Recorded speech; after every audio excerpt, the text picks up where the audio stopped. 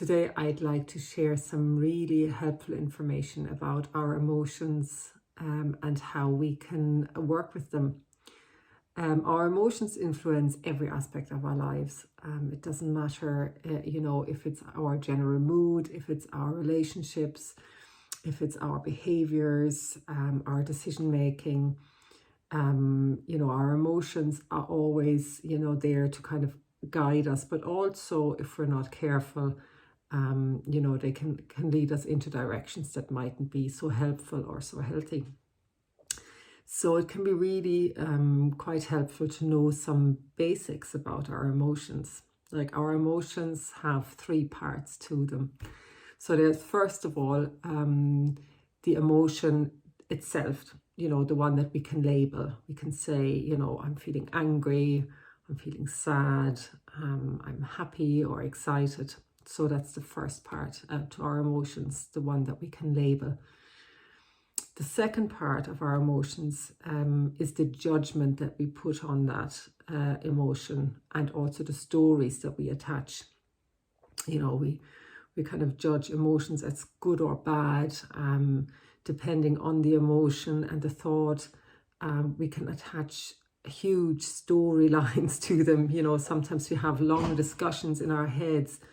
Most of them will probably never kind of come out into the real life, but like there's these stories and going down the rabbit hole that we attach to an emotion. And thirdly, and for me most importantly, they are the physical sensations that are attached to an emotion.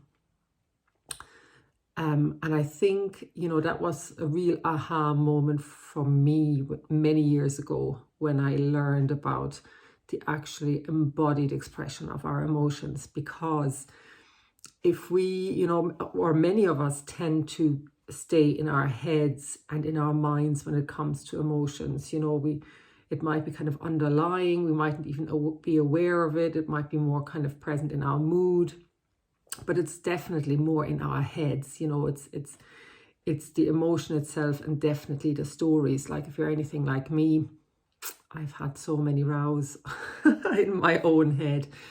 But when I learned about bringing my awareness into the actual physical expression of the emotions, it was an absolute game changer. So, any emotion has a physical expression. Some of them might be really subtle. It might be harder to become aware of them, but especially the negative or the, more the hotter emotions, they kind of can have very, very significant and very clear physical sensations. Like, for example, one of the ones probably that's easiest to identify physically for me is fear. Like, when I'm in a state of real worry or fear, like for me, it's my heartbeat starts to accelerate. My heart beats faster. My hands get really wet. I get a really kind of a tense, funny sensation across my eyes. My stomach feels sick or, crampy. So they are the physical sensations that are attached to the emotion of fear or worry for me. And it's also important to know that these expressions are different for everybody. We're all different, and this might be the expression of fear for me, and it might be different for you.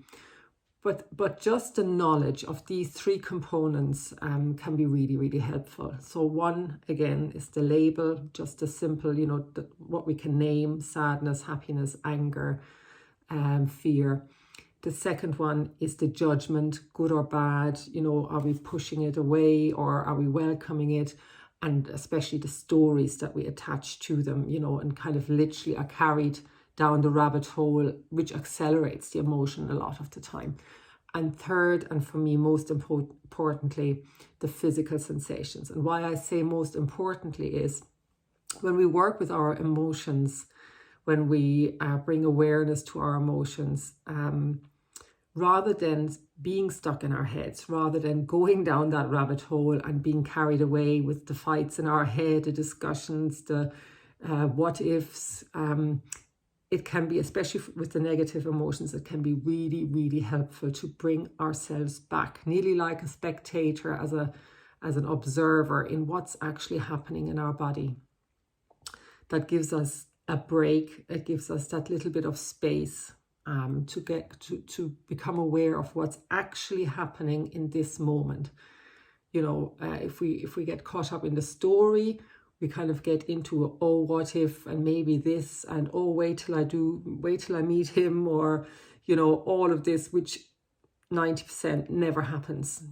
It's really something that we just get stuck on. Whereas if we move into the actual sensations in our body, that's when we are in the present moment, and it gives us that spaciousness.